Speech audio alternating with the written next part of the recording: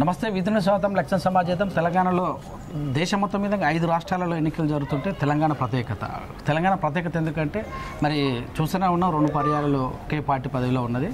So ఈరోజు మనం నగరికల్లో ఉన్నాం. ఈ నగరికలకు ఒక చరిత్ర ఉంది. ఇక్కడ చరిత్రకారులు అంటే తెలంగాణ సాయుధ యుద్ధంలో పోరాట చేసినటువంటి పార్టీ ఇక్కడ ఎక్కువ సార్లు 8 సార్లు దాదాపు మరి వాళ్ళ ప్రాతిపత్యమే ఉన్నది. రాను రాను వారి యొక్క ప్రాతినిధ్యం తగ్గిపోయింది. 3 సార్లు కాంగ్రెస్, ఒక్కసారి మాత్రమే టీఆర్ఎస్, ప్రస్తుత బీఆర్ఎస్. సో మరి ఆ పార్టీలో గెలిచినటువంటి వ్యక్తే మళ్ళీ చేంజ్ అయిపోయారు. ప్రత్యర్థులు వాళ్ళే పార్టీలు చేంజ్ అయ్యారు, ఒక గుర్తు మీద ఇంకొక గుర్తు. సో మరి వాళ్ళ ప్రచారం ఎలా ఉంది, మనుషులు మారారు, ప్రజల్లోకి ఎలా వెళ్తున్నారు, మనుషులు ఎలా చొచ్చుకెళ్తున్నారు, ఈ అంశాన్ని మనం తెచ్చుకునే ముందు నగరికల్ మరి కాంగ్రెస్ పార్టీ అభ్యర్థి ప్రస్తుతం మనతో ఉన్నారు వేముల వీరేశం, వారిని అడిగి తెలుసుకున్నాం. నమస్తే అండి. నమస్తే. ప్రచారం చేసి బాగా అలసిపోయినట్టుంది, టికెట్లు కూడా తెచ్చుకున్నారు. ఇక్కడ ఎంతోమంది టికెట్లు ఆశించారు కాంగ్రెస్ పార్టీలో కూడా. సో అయినా మీరు తెచ్చుకోగలిగారు. సో ఎలా అనిపిస్తుంది? ఫస్ట్ వాళ్ళకేం చెప్తారు? అంటే కాంగ్రెస్ పార్టీలో ఇది ఒక పెద్ద పార్టీ, ఒక ప్రజాస్వామ్యం ఉన్నటువంటి పార్టీ, స్వేచ్ఛ ఉన్న పార్టీ. ఎవరైనా టికెట్ ఆశించవచ్చు. ఆశించినటువంటి వాళ్ళందరిలో కూడా చాలామంది ఆశపడ్డారు. అయినా కాంగ్రెస్ పార్టీ అధిష్టానము నన్ను పిలిచి సర్వేలు బాగున్నాయి, నువ్వైతే గెలుస్తావు, కేసీఆర్తో సఫర్ అయినటువంటి వాళ్ళు, కేసీఆర్ను విభేదించినటువంటి వాళ్ళు, కేసీఆర్తో బాధపడ్డటువంటి హృదయాలన్నీ కూడా ఒకటైతేనే ఇక్కడ కేసీఆర్ని గద్దెదించేటువంటి అవకాశం ఉంటుందని చెప్పేసి రిక్వెస్ట్ చేయడంతో నేను కాంగ్రెస్ పార్టీలోకి వెళ్ళటం జరిగింది. సో మొత్తం మీద చూస్తే గతంలో మీరు జనవాసంలో ఉన్నప్పుడు, ప్రభుత్వం నుండి మీకు ప్రాణహాని ఉన్నప్పుడు అదే కేసీఆర్ మిమ్మల్ని కాపాడే ప్రయత్నం చేశాడు, అదే కేసీఆర్ మిమ్మల్ని ఎమ్మెల్యే కూడా చేశాడు. అలాంటి వ్యక్తిని అంటే మీ దగ్గర లాస్ట్ మూమెంట్ వరకు కూడా మీకు ఎమ్మెల్యే టికెట్ కాకుండా వేరే పదవులు ఎన్ని ఇస్తున్నప్పుడు కూడా మీరు మాట వినలేదు. దీన్ని ఎలా చూడాలి? అంటే జనవాసంలో ఉన్నప్పుడు నన్ను బయటికి తీసుకొచ్చింది కేసీఆర్ కాదు. నేను అరెస్ట్ అయ్యి బెయిల్ మీద బయటకు వచ్చినాను. అప్పుడు కేసీఆర్ గారు దీక్ష చేస్తుంటే ఆ దీక్ష సందర్భంలో తను నిమ్మరసం దాగి ఒక నెగిటివ్ వైబ్రేషన్ అవుతున్నటువంటి క్రమంలో నేను కూడా ఉద్యమాల నుంచి వచ్చినటువంటి వాడిని కాబట్టి, ఉద్యమ ఐడియాలజీ తెలిసినటువంటి వాడిని కాబట్టి, అరే ఎట్లా కాదు, ఇది ఏదో సంథింగ్ మిస్టేక్ ఉండి ఉంటుంది, మనం దీంట్లో ఏదో ఒకటి తోడ్పాటుని ఇవ్వాలని చెప్పేసి అప్పుడు చేయుతనిస్తున్నటువంటి ఆ ఉద్యమానికి సపోర్ట్ చేస్తున్నటువంటి క్రమంలో మళ్ళీ నా మీద కేసులు, మళ్ళీ కేసులలో జైలు పోయి మళ్ళీ బెయిల్ తీసుకొని వచ్చినటువంటి క్రమంలో ఇట్లా కాదు, నువ్వు ప్రత్యక్షంగా టీఆర్ఎస్లోకి వస్తే బాగుంటుందని చెప్పేసి అప్పుడు ఇక్కడ జేఏసీ చైర్మన్ ఉన్న జి వెంకటేశ్వర్లు వీళ్ళందరూ కూడా మాట్లాడటం చేరినాను. కాబట్టి నన్ను కేసుల నుంచి తీసుకొచ్చి, కేసుల నుంచి బయటికి తీసుకొచ్చి దాంట్లో నాకు ఏదో ఉపశమనం కల్పించినటువంటి దాఖలాలు లేవు. అప్పుడు ఉన్నటువంటిది కాంగ్రెస్ ప్రభుత్వం, కాంగ్రెస్ గవర్నమెంట్. టీఆర్ఎస్ అనేటువంటిది ప్రతిపక్షంలో ఉండి ఒక కాజు కోసం ఫైట్ చేస్తున్నటువంటి పార్టీ. ఆ టీఆర్ఎస్లో నేను పనిచేసినాను, కష్టపడ్డాను. గ్రామ స్థాయి నుంచి ఒక 2010 నుంచి 2014 వరకు నేను గ్రాస్ రూట్లో పనిచేసినాను, పార్టీని బలోపేతం చేసినాను. కాబట్టి నాకు టికెట్ ఇచ్చారు. టికెట్ ఇచ్చిన తర్వాత గెలిచినాను. గెలిచిన తర్వాత కూడా ఈ జిల్లాలో పార్టీ స్ట్రెంత్ కోసం నేను చాలా కృషి చేసినాను. నా పాత్ర ఉంది, నా చెమట చుక్కలు కూడా పార్టీలో ఉన్నాయి. కాబట్టి నాకు ఏదో తీసుకొచ్చేసి అనామతిగా నాకు ఇచ్చినటువంటి దాఖలాలు అయితే లేవు. సో పార్టీల వారిని ప్రత్యర్థులు మాత్రం వాళ్ళే ఉన్నారు. మరి సో ఏం చెప్తారు దాన్ని? ఎలా మీ దగ్గర 2014లో ఎమ్మెల్యేగా ఉన్నారు, 2014 కేసీఆర్ కూడా మీకు ఇక్కడ వచ్చి ప్రచారం చేసిండు, మీకు ఒక సభ పెట్టి బహిరంగ, అయినా కూడా మీరు వెంకంజలో ఉన్నారు. సో ఇప్పుడు ప్రభుత్వం లేని పార్టీ నుంచి పోటీ చేస్తున్నారు, మీ బలం ఏంది? అంటే కేసీఆర్ ప్రచారం చేసినా నేను ప్రచారం చేసుకున్నా. నాకు వచ్చినటువంటి ఓట్ బ్యాంక్ చూస్తే అప్పుడు నేను ట్రక్కు గుర్తు లేకుంటే ఓడిపోయేటువంటి కాదు. అంటే ప్రజలు నన్ను యాక్సెప్ట్ చేశారు. అదే ప్రజలు ఇప్పుడు నన్ను కాంగ్రెస్ తరఫున పోటీ చేయి, కాంగ్రెస్ పార్టీలకు వెళ్ళు, నిన్ను అవమానించి, నిన్ను బాధ పెట్టి, నిన్ను ఇబ్బంది పెట్టినటువంటి పార్టీలను ఉండటం అక్కర్లేదని చెప్పేసి మెజారిటీ ప్రజలు కోరుకు. కాంగ్రెస్ అధిష్టానం రాహుల్ గాంధీ గారు, సోనియా గాంధీ గారు, ఈ జిల్లా నాయకులు కోమటిరెడ్డి వెంకరెడ్డి గారు, రాజగోపాల్ రెడ్డి గారు, రేవంత్ రెడ్డి గారు, పొంగులేటి శ్రీనివాసరెడ్డి, వీళ్ళందరూ కూడా నువ్వు వస్తే బాగుంటుంది అనేటువంటి రిక్వెస్ట్ చేశాను. అంటే కాంగ్రెస్ పార్టీ అధిష్టాన నిర్ణయం ఒకవైపు, ఈ ప్రాంతంలో ఉండేటువంటి ప్రజల మనోభావం ఒకవైపు, ఈ రెండు కలిపితే ఈరోజు నేను కాంగ్రెస్ పార్టీలోకి వెళ్ళి పోటీ చేయడం జరిగింది. అంటే ఉద్యమం నుంచి నాతో ఉన్నటువంటి మెజార్టీ క్యాడరు, ఆ తర్వాత నేను ఎమ్మెల్యే అయిన తర్వాత వచ్చినటువంటి క్యాడర్ నాతోనే ఉంది. కాంగ్రెస్లో ఉండేటువంటి క్యాడర్ 90% క్యాడర్ అక్కడనే ఉన్నది. కాబట్టి ఈడ అవతల వ్యక్తి మాకు పోటీ, అవతల వ్యక్తి మాకు కాంటెస్టెడ్, గట్టి కాంపిటేటెడ్ అనేటువంటి మేము ఎప్పుడు చూస్తలేం. సో మొత్తం మీద 2014లో అయిన తర్వాత మీరు ఎమ్మెల్యే అయిన తర్వాత చేసినటువంటి పనులు, సో 2018లో కూడా ఇప్పుడు ప్రజెంట్ కూడా మీరు ఇచ్చినటువంటి హామీలు చాలా వరకు నెరవేరలేదని అంటారు. దీని ఎలా చూడాలి? ఏదో పిల్లాయి కాలువ కావచ్చు, ధర్మ సాగర్ కావచ్చు, ఇలా చూసిన బ్రహ్మణ వెలమల కావచ్చు, అప్పుడు పెట్టినట్టు 100 కోట్లే, మళ్ళీ మొన్న కూడా 100 కోట్లు ఇచ్చినట్టు హరీష్ రావు గారు చెప్పారు. దీని ఎలా చూడాలి మరి? అంటే అదంతా చిల్లి జోక్గా నేను చూస్తా ఉన్నా. ఇప్పుడు మళ్ళీ నిధులే ఇస్తే నీళ్ళు ఎందుకు రాలేదు? ఒక ఇంచన్న వారాలి కదా, పోనీ ఆ చెరువన్న నిండాలి కదా. మేమున్నప్పుడు చేసిన పనులే తప్ప ఈ 5 సంవత్సరాల కాలంలో వాళ్ళు మాటల గారెడి చేసిర్రు, ఆరుబాటం హంగామా చేసిర్రు తప్ప పని శూన్యం. కాబట్టి వాళ్ళు చేసింది ఏం లేదు, వాళ్ళు చెప్పుకోవడానికి కూడా ఏం లేదు. ఈ నెకరకల్లో ఇటు చివరి నుంచి అటు చివరి వరకు ఉన్న యాప చెట్లను బీకిర్రు, ఉన్నటువంటి షాపులను బగలగొట్టిరు. నార్కడపల్లి కూడా సేమ్ రోడ్లను తవ్విరు, షాపులు బలగొట్టిరు. రావణపేటలో కూడా సేమ్. ఇది తప్ప 100 పడకల హాస్పిటల్ ఒకటి స్లాపులు పడి ఉన్నాయి. ఇది తప్ప వాళ్ళు చేసింది కూడా ఏం లేదు. సో రాష్ట్రంలో 70 లక్షల మందికి ఏదైతే ఉందో భూమి ఉన్న వాళ్ళకి అందరికీ ఇస్తున్నాము, 40 లక్షల మందికి ఆసరా పింఛన్లు ఇస్తున్నాము, 30 లక్షల మందికి కేసీఆర్ కిట్లు అందినాయి, ఓటు అడిగే బాధ్యత మాకే ఉంది, 24 గంటలు కరెంటు మేమే ఇస్తున్నామని అంటారు. మరి సోమవారిది కేసీఆర్ ఇంట్లో నుంచి తెచ్చో, వాళ్ళ సొంత డబ్బు తీసుకొచ్చో, ఇక్కడ ఉండే ఎమ్మెల్యేలు వాళ్ళ సొంత డబ్బు ఇచ్చేస్తే వాళ్ళకి హక్కు ఉంది. నిజంగా వాళ్ళకి పేటెంట్ ఉంది, వాళ్ళ కష్టం చేసి వాళ్ళ అమ్మనాన్న సంపాదించినటువంటి ఆస్తి తీసుకొచ్చి పెట్టినని మేము అనుకున్నాం. వాళ్ళు ఇస్తున్నటువంటి ప్రతి రూపాయ తెలంగాణ రాష్ట్ర ప్రజల కష్టార్జితం.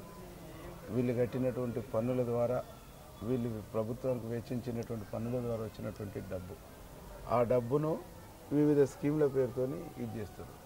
దాంట్లో కూడా అక్రమాలు, దాంట్లో కూడా అవినీతి ఉన్నదనేటువంటిది మా కాంగ్రెస్ పార్టీ స్టాండ్. రేపు కాంగ్రెస్ పార్టీ అధికారంలోకి వస్తే ఈ స్కీముల యొక్క స్వభావ స్వరూపాలు ఇట్లా ఉండవు, ఇంకా గొప్పగా ఉంటాయి అనేటువంటిది స్పష్టంగా చెప్తారు. కాబట్టి కేసీఆర్కు పేటెంట్, తెలంగాణ ఒక పేటెంటు, ప్రభుత్వం ఒక పేటెంటు, ఓటర్స్ ఒక పేటెంటు అనుకుంటే ఆయన భ్రమ మాత్రమే అయితే తప్ప అది కాదు. ప్రజాస్వామ్యంలో ఎవరికి అధికారంలో ఉన్నా, ఇలా కేసీఆర్ ఒక్కడు ఈ రాష్ట్రానికి ముఖ్యమంత్రి కొత్తగా లేట్, తెలంగాణ రాష్ట్రానికి ఏర్పడ్డ తర్వాత ఉండొచ్చు, కానీ ఉమ్మడి ఆంధ్రప్రదేశ్లో చాలామంది ముఖ్యమంత్రులు ఉన్నారు. చాలా బడ్జెట్లు ప్రవేశపెట్టారు, చాలా స్కీమ్లు ప్రవేశపెట్టారు. ఉచిత కరెంటును వెలుగులోకి తీసుకొచ్చిందే కాంగ్రెస్ పార్టీ కదా, ఉచిత కరెంటు హామీని ఇచ్చిందే కాంగ్రెస్ పార్టీ కదా, జలయజ్ఞం పేరుతోని నీళ్ళు ఇచ్చిందే కాంగ్రెస్ పార్టీ కదా, నాగార్జున సాగర్ ప్రాజెక్టు కట్టింది కాంగ్రెసే, శ్రీశైలం ప్రాజెక్టు కట్టింది కాంగ్రెసే, శ్రీరామ సాగర్ కట్టింది కాంగ్రెసే, ఇక్కడున్న మూసీ కట్టింది కాంగ్రెసే, మొత్తం ప్రాజెక్టులు కట్టిందని కూడా కాంగ్రెసే కదా. కాబట్టి అట్లా చూసుకుంటే తెలంగాణ ఇచ్చింది కూడా కాంగ్రెసే కదా. మరి పేటెంట్ ఎవరికి ఉండాలి? కాంగ్రెస్ పార్టీకే ఉండాలి కదా. కాబట్టి కేసీఆర్ చెబుతున్న పేటెంట్ను, కేసీఆర్ ఇది నా సొంత ఆస్తి అంటున్నటువంటి విధానాన్ని, తెలంగాణ నేను రూలర్ని, నేను రూల్ చేస్తాను, నేను దేన్నైనా బుల్లోజ్ చేస్తా అనేటువంటి ఆ వైఖరి ఏదైతుందో దాన్నే ఇలా తెలంగాణ సమాజం తప్పుపడుతుంది. అదే కరెక్ట్ కాదంటుంది. నా అనేటువంటి స్వభావం నుంచి బయటకు వచ్చేసి మనది మనం అనేటువంటి కాడికి తీసుకురావాలి. అట్లా తీసుకురావాలంటే కేసీఆర్ని దించాలి, భూమి మీదకి తీసుకొస్తేనే వాస్తవాలు కనిపిస్తాయని తెలంగాణ సమాజం చూస్తుంది. కాబట్టి డెఫినెట్ ఈసారి కేసీఆర్ని గద్దె దించడం ఖాయం. సో మీ టార్గెట్ ఇక్కడ ఉన్న ఎమ్మెల్యేనా లేకపోతే కేసీఆర్? రెండు. ఇక్కడ గెలిస్తేనే కదా రాష్ట్రంలో అనేక, ఏ నియోజకవర్గం ఆ నియోజకవర్గం గెలుచుకుంటూ వస్తేనే కదా రాష్ట్రంలో ప్రభుత్వం వచ్చేది. ఇక్కడ మేము గెలుస్తాం, మా శక్తి మేరకు, మాకు పరిచయాలు ఉన్న మేరకు మిగతా కాన్స్టిట్యున్సీలలో కూడా కాంగ్రెస్ని గెలిపేయడానికి ప్రయత్నం చేస్తాం. 3 సార్లు వరల్డ్ కప్ రాబోతుంది, హ్యాట్రిక్ కేసీఆర్ కొట్టబోతుందని కేటీఆర్ అంటున్నారు. చాలామంది అనుకున్నారు పశ్చిమ బెంగాల్లో కూడా కమ్యూనిస్టులు 35 ఏళ్ళు పరిపాలించారు. ప్రజలు ఒక్కసారి తెలుసుకుంటే ఎంఐఎంఎల్ని మట్టి కనిపించారు.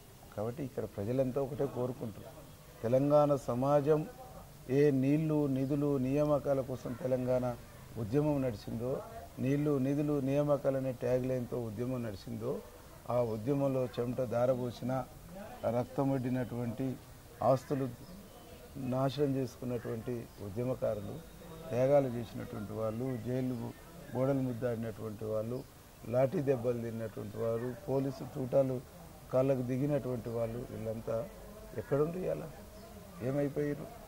వాళ్ళ గురించి మాట్లాడేటోళ్ళు ఎవరు?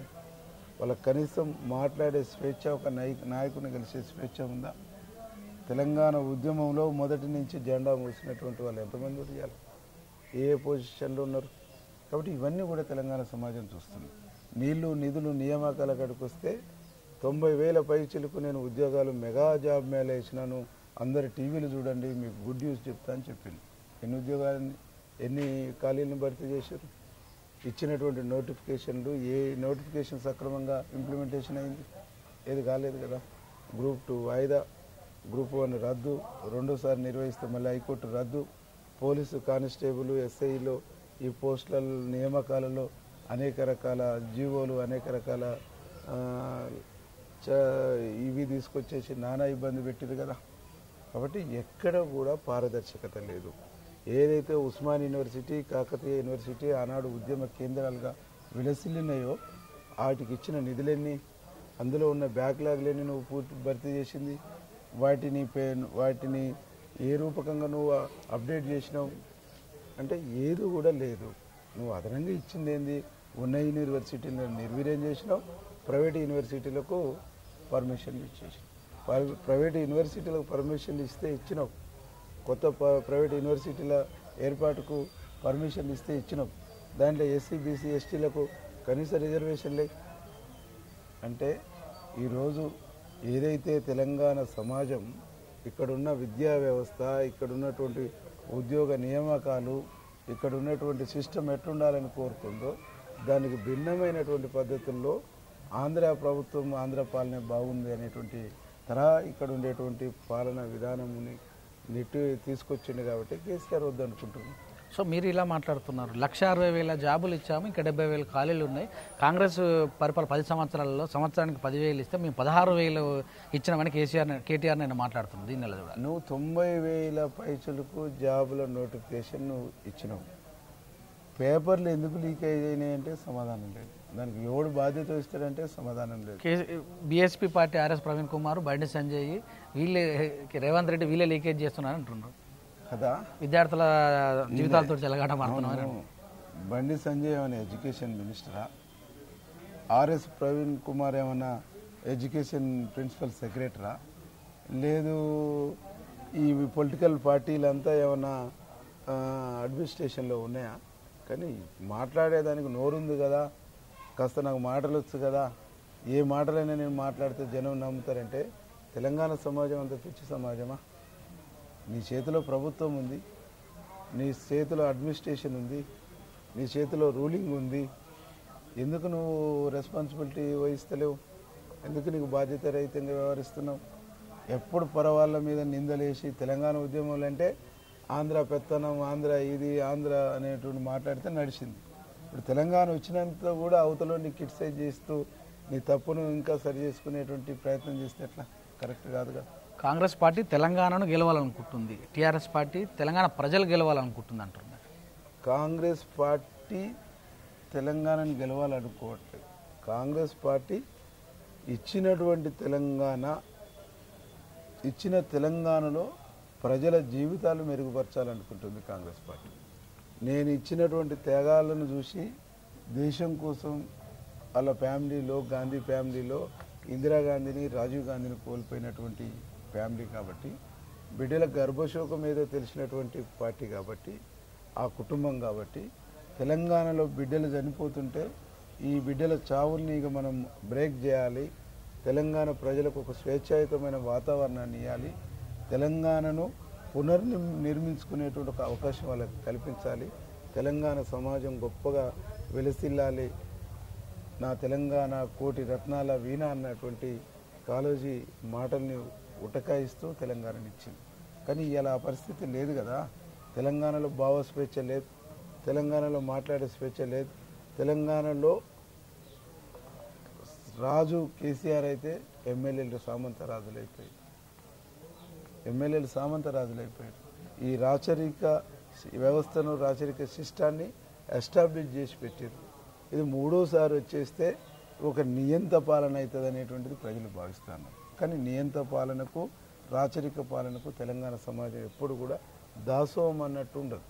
కాబట్టి ఈ ప్రజల యొక్క మనోభావాలను గమనించినటువంటి కాంగ్రెస్ పార్టీ తెలంగాణ ప్రజలకు ఇలా కావాల్సింది ఒక స్వేచ్ఛాయుతమైనటువంటి వాతావరణం, తెలంగాణ ప్రజలకు కావాల్సింది అభివృద్ధి, తెలంగాణ ప్రజలకు కావాల్సింది ఒక సంక్షేమ రాజ్యం కావాలనేటువంటి కోరుకుంటాం. సంక్షేమ, అభివృద్ధి, స్వేచ్ఛాయుతమైనటువంటి తెలంగాణ కావాలని తెలంగాణ ప్రజలు కోరుకుంటారు. తెలంగాణ ప్రజల మనోభావాలకు అనుగుణంగానే కాంగ్రెస్ పార్టీ మేము మీకు అండగా ఉంటాం, మాకు మీరు మద్దతు ఇవ్వండి అని చెప్పేసి కాంగ్రెస్ పార్టీ అలా చెప్తా ఉంది. 6 హామీలు ప్రజల్లోకి తీసుకెళ్తే ఏం చెప్తున్నారు?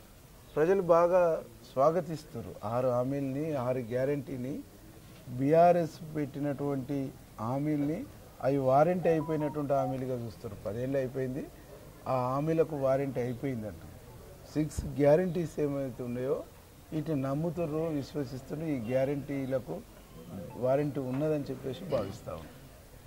సో హామీలు కాకుండా ఇక్కడ ఉన్నటువంటి సమస్యల పైన వీరేశం ఎట్లా పోరాడతారు? ఏ సమస్యలు ప్రజల్లోకి తీసుకెళ్తారు? ఇప్పటికే డబుల్ బెడ్రూమ్ విషయంలో చూసుకోవచ్చు, డ్రైనేజ్ వ్యవస్థలో చూసుకోవచ్చు, డిగ్రీ కాలేజ్ అయితే మన లేఅవుట్స్ చేసినట్టు కూడా తెలుస్తుంది. సో హాస్పిటల్ విషయంలో ఏమైనా హామీలు ఇచ్చే అవకాశం ఉందా? వాటిపైన మరి ప్రభుత్వం, ఇప్పుడున్న ప్రభుత్వానికి ఏం చెప్తారు? ఇప్పుడున్న ప్రభుత్వ తప్పిదాలని, ఇప్పుడున్న ప్రభుత్వం చేసినటువంటి నత్తనడకగా ఆపేసినటువంటి పనుల్ని వేగవంతంగా పూర్తి చేసుకుంటాం. అది ఒకటి ఇరిగేషన్ రంగంలో దాదాపు పిల్లాయిపల్లి, ధర్మారెడ్డి, బ్రాహ్మణ వెల్లాంల, ఐటిపాముల లిఫ్టు, పాత రాచకాలువ, ఎర్ర కాలువ, ఆ తర్వాత గంధమల్ల బస్వాపూర్ నుంచి వచ్చేటువంటి 50,000 ఎకరాలకు నీళ్ళు, ఇవన్నీ కలిపితే దగ్గర మాకు 1,30,00,40,000 ఎకరాలకు సాగునీరు ఇచ్చుకోవాలి. ఆ సాగునీటి ప్రాజెక్టులను మొత్తం కూడా మేము పూర్తి చేసుకోవాల్సినటువంటి అవసరం ఉంది. ఇక్కడ ఎడ్యుకేషన్ సంబంధించినటువంటి నేనున్నప్పుడు ఒక జూనియర్ కాలేజీని తీసుకొచ్చినాం, డిగ్రీ కాలేజీని అప్పుడే శాంక్షన్ చేయించుకున్నాం. నార్కడపల్లిలో కూడా ఒక జూనియర్ కాలేజీని కూడా అప్పుడు శాంక్షన్ చేయించుకున్నాం. వీటిని పునర్నిర్మించుకోవాల్సినటువంటి ఆవశ్యకత మాకున్నది. సరే, 100 పడకల హాస్పిటల్ అంటే అన్ని నియోజకవర్గాలలో ఇంప్లిమెంటేషన్ అని మా కాడ ఇప్పుడు కన్స్ట్రక్షన్ స్టేజ్నే ఉంది. దాన్ని కూడా పూర్తి చేసుకోవాల్సినటువంటి అవసరం అవుతుంది. ఇదే కాదు, మేము ఎమ్మెల్యేగా ఉన్న పీరియడ్లో ఎలిమినేట్ దగ్గర డ్రై పోర్టును అనౌన్స్ చేయించాం. ఆ డ్రై పోర్టు అనౌన్స్ చేయించినటువంటి భూముల్ని జేపీ వాళ్ళు వెంచర్ చేసేసి అమ్ముకుంటున్నటువంటి ఒక పరిస్థితి ఉంది.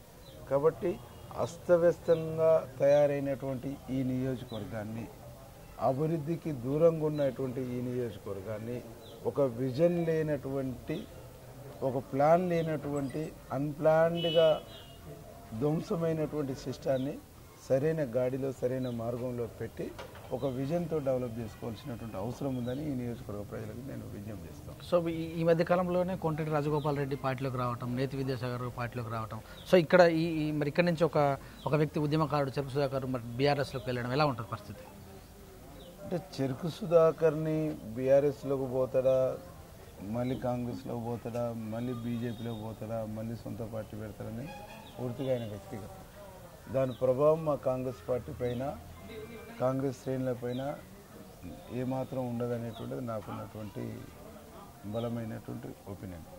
రాజగోపాల్ రెడ్డి కాంగ్రెస్లోకి రావటం ద్వారా, అట్లాగే నేతి విద్యాసాగర్ కాంగ్రెస్లోకి రావటం ద్వారా ఈరోజు ఈ నియోజకవర్గాల్లో కాంగ్రెస్ పార్టీకి ఒక బలమైన బూస్టింగు, బలమైనటువంటి ఉత్సాహము, జోష్ అనేటువంటి కాంగ్రెస్ శ్రేణుల్లో వచ్చింది. ప్రజలు కూడా వీళ్ళ చేరిక ద్వారా కాంగ్రెస్ వైపు ప్రజలు కూడా ఆసక్తిగా చూస్తున్నటువంటి ఒక పరిస్థితి. ఈ పార్టీ 100% గెలుస్తుందనే ఒక విశ్వాసం, నమ్మకం ప్రజల్లో బాగా కలిగింది. సో ఈ సంవత్సరం ఈ ఎలక్షన్లో కొత్త ఓటర్లు చాలామంది జాయిన్ అయ్యారు. సో కొత్త ఓటర్లను మీరు ఏ రకంగా ప్రసారం చేసుకునే అవకాశం ఉంది? వారికి ఏం చెప్తారు? కొత్త ఓటర్స్ ఈ ఒక్కరు కూడా బీఆర్ఎస్ పార్టీకి, కేసీఆర్కు ఓటయ్యారు. ఎందుకు అని అంటే వాళ్ళు కలలు కన్నా, వాళ్ళు కోరుకున్నా, వాళ్ళు చూసినా, వాళ్ళు ఆశపడ్డటువంటి తెలంగాణ సమాజాన్ని వాళ్ళు కళ్ళ ముందు కనిపిస్తలేదు. గిట్ల ఉంటుందా, తెలంగాణ వస్తే గిట్ల అవుతుందా అనేటువంటి ఒక ఇదిలో పబ్లిక్ ఉన్నారు. కాబట్టి ఆ పబ్లిక్ నుంచి వచ్చినటువంటి వాళ్ళే ఈ కొత్త ఓటర్స్ కాబట్టి ఈ కొత్త ఓటర్స్ మార్పును కోరుకుంటారు. న్యూ ఓటర్స్ ఒక విజన్తో మారాలి, మార్పు రావాలి, మార్పు కావాలని చెప్పేసి కోరుకుంటారు. కాబట్టి 100% న్యూ ఓట్లు మొత్తం కూడా కాంగ్రెస్ పార్టీకి పడుతుంది. సో మొత్తమే చూసుకుంటే ఎవరైతే పింఛన్ తీసుకున్న వాళ్ళందరూ కూడా మా వైపే ఉందని బీఆర్ఎస్ పార్టీ ప్రగాఢంగా నమ్ముతుంది. మరి వారి విషయంలో ఎలా ఉంది? వాళ్ళు మీరు చేరినప్పుడు ఏం చెప్తున్నారు? కాంగ్రెస్ గవర్నమెంట్లో కూడా 200 పెన్షన్ ఇచ్చారు. కాంగ్రెస్ పార్టీ కూడా 200 పెన్షన్ ఇచ్చింది. కాంగ్రెస్ పార్టీ కూడా అప్పుడు మా వైపే ఉందనుకుంది. కానీ అప్పుడు మార్పు కావాలన్నారు కాబట్టి ఆ పెన్షనర్సే బీఆర్ఎస్కి ఓట్లేసారు. మొన్న చంద్రబాబు నాయుడు కూడా పెన్షన్ ఇచ్చిండు ఆంధ్రప్రదేశ్లో. అప్పుడు కూడా పెన్షనర్స్ మాకు లింకులో ఉండండి. కానీ ఏ పెన్షన్ ఇచ్చినా, ఏ స్కీములు ఇచ్చినా, నువ్వు ఎన్ని డబ్బులు ఇచ్చినా ప్రజలు వన్స్ ఈ సిస్టమ్ బాగలేదు, దీన్ని మార్చాలని డిసైడ్ అయిపోయినప్పుడు డెఫినెట్లీ ఎన్ని కోట్లు పెట్టినా ప్రజల కాలు గోటితో తీసి అవతలేసి నిన్ను ఎక్కడ కూర్చోబెట్టాలో అక్కడ కూర్చోబెడతారు. వేముల వీరేశం వస్తే నగరకల్కి ఏం చేస్తారని ఒక మాట అడిగితే ఏం చెప్తారు?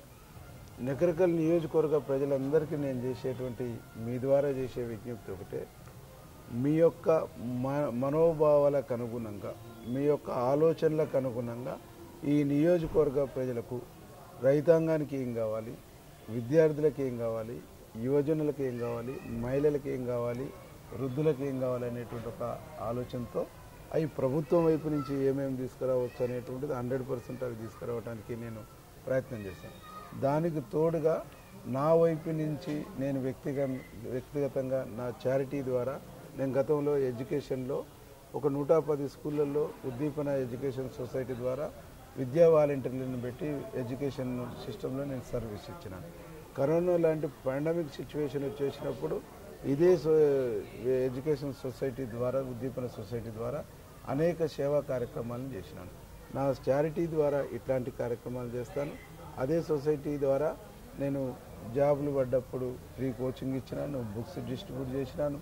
అట్లాగే జాబులు, ఎగ్జామ్స్ ఇవన్నీ అయిపోయిన తర్వాత మిస్ అయినటువంటి వాళ్ళకు మెగా జాబ్ మేళ పెట్టి ప్రైవేట్ రంగంలో ఉద్యోగాల అవకాశాల కోసం ప్రయత్నించాను. నా చారిటీ ద్వారా నేను ఏం సర్వీసులు ఇవన్నీ అవన్నీ ఇస్తూ ప్రభుత్వం వైపు నుంచి ఈ వర్గాల ప్రజలకు ఏం కావాలో అవన్నింటినీ రాబట్టడం కోసం నేను ప్రయత్నం చేస్తాను. చివరిగా ఇలా ముగించే ముందు కాంగ్రెస్లో గెలిచిన వాళ్ళు గతంలో 2014 కావచ్చు, 2018 కావచ్చు బీఆర్ఎస్ పార్టీ వైపు వెళ్ళారు. సో ప్రజల్లో ఇది ఏదో ఒక మూలకు ఉందని కూడా ప్రచారం జరుగుతుంది. సో దానికి ఏం చెప్తారు మీరు? పార్టీ మారినటువంటి వాళ్ళను, ప్రజల మనోభావాలను డబ్బులకు తాకట్టు పెట్టినటువంటి వాళ్ళను 100%గా ప్రజలు చిత్కరించడానికి, ప్రజలు తిరస్కరించడానికి సిద్ధంగా ఉన్నారు. Okay, thank you sir, thank you very much.